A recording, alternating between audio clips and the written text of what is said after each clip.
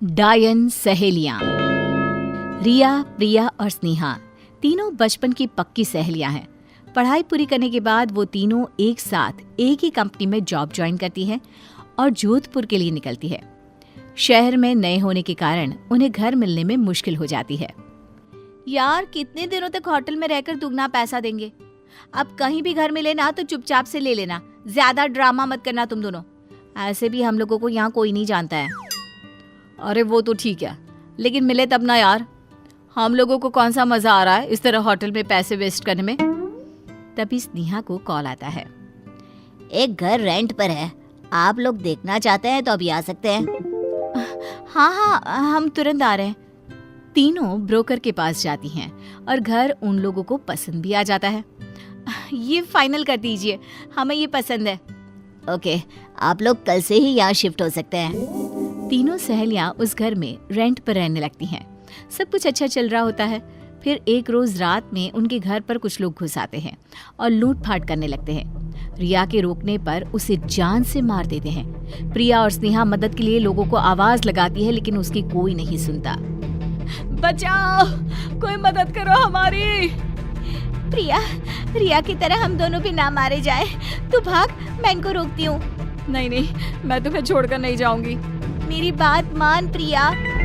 गुंडे उन दोनों के साथ जबरदस्ती करने लगते हैं और प्रिया जैसे तैसे भाग निकलती है। गुंडे स्नेहा को भी मार देते हैं और सब कुछ लूटकर फरार हो जाते हैं। अगली सुबह जब प्रिया वापस घर आती है तो लाशें देखकर खूब रोती है।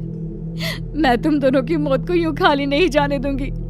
इन दरिंदे इंसानों को यूं मैं नहीं छोड़ूंगी। प्रिया काले जादू की विद्या का सहारा लेती है और उन दोनों की लाशों को उसी घर के एक कमरे में बंद कर देती है और अपने काले जादू से उन दोनों की आत्मा को जागृत कर उन्हें डायन बना देती है और खुद भी डायन बन जाती है। वहां के आसपास के लोगों को लगता है कि तीनों मारी गई है। उनकी मौत के बाद से ही वो घर यूं ही पड़ा रहता है। कोई भी आदमी उस घर को ना रेंट पर लेता, ना वहां कोई भटकता। रात को उस घर से चीखने की आवाजें सुनाई देती और लोगों को समझ में आता कि वो तीनों डायन बनकर इस घर को अपने कब्जे में कर चुकी है। उस घर का मालिक भी घर में घुसने से डरने लगता है। अरे किस घड़ी में मैंने उन तीनों को ये घर रेंट पर दे दिया था। इतने दिनों से यहाँ साफ सफाई भी नहीं हुई। क्या करूँ अब मैं? प्रदीप अपना दिमाग चलाता है और एक गरीब नौकर को बहला फुसला कर कहता है, अगर तुम इस घर की सफाई अच्छे से कर दोगे ना तो मैं तुम्हें 3 गुने पैसे दूंगा।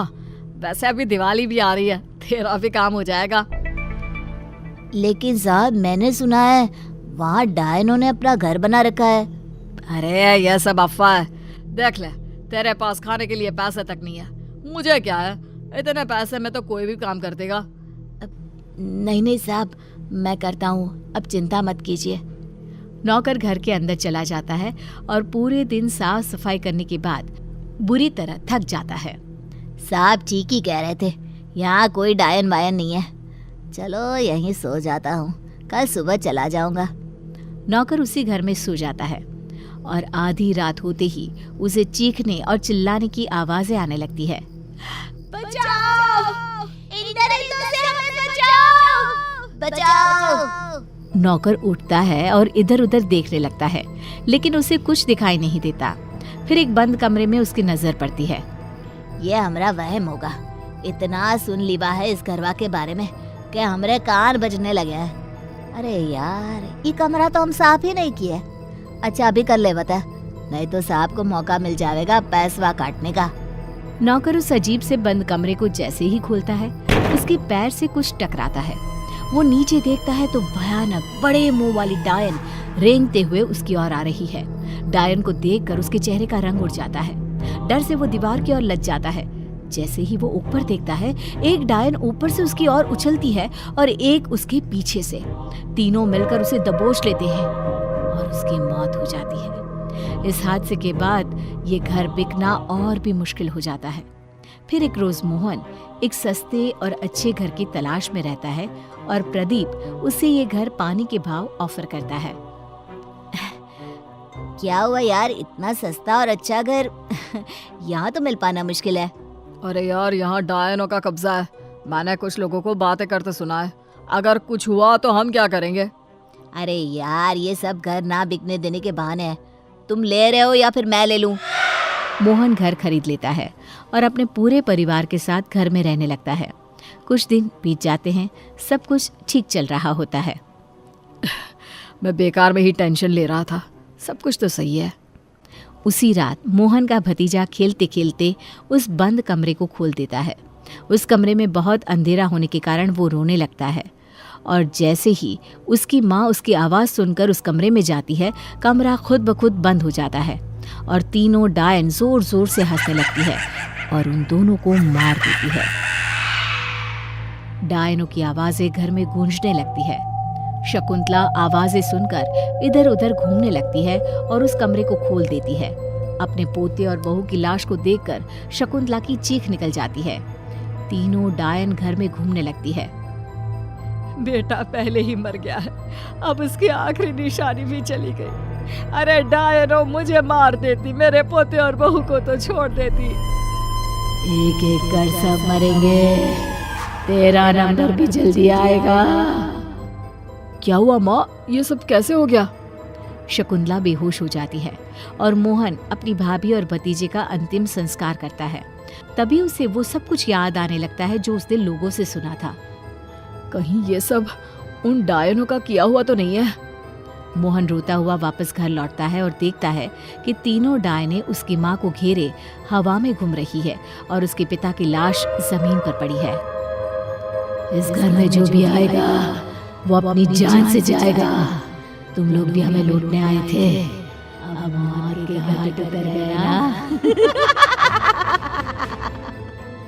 अरे पापीनो, इन बेकसूरों ने तेरा क्या बिगाड़ा है?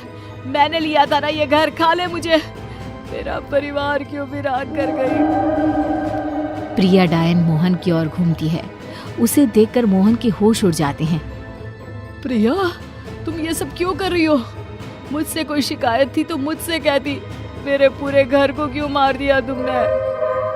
मोहन को रोता देख प्रिया अपने असली रूप में आ जाती है और रोते हुए अपने साथ बनी सारी बातें उसे बता देती है। मोहन, मुझे पता नहीं था कि ये तुम्हारे परिवार के लोग हैं। उन दरिंदों की वजह से मैं डायन बनने के लिए मजबूर हो गई और अब मैं तुम्हारे लायक भी नहीं रही।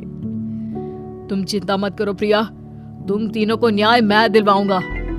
मोहन उन गुंडों का पता लगवाकर उन्हें उम्र कैद की सजा दिलवा देता है। रिया और स्नेहा की लाशों को जलाकर उन्हें इस दुनिया से मुक्ति दिला देता है और प्रिया से काला जादू छोड़कर उसे पहले की तरह आम लड़की बनने को कहता है। बाद में दोनों शादी करके खुशी खुशी उसी घर में रहने लगते हैं।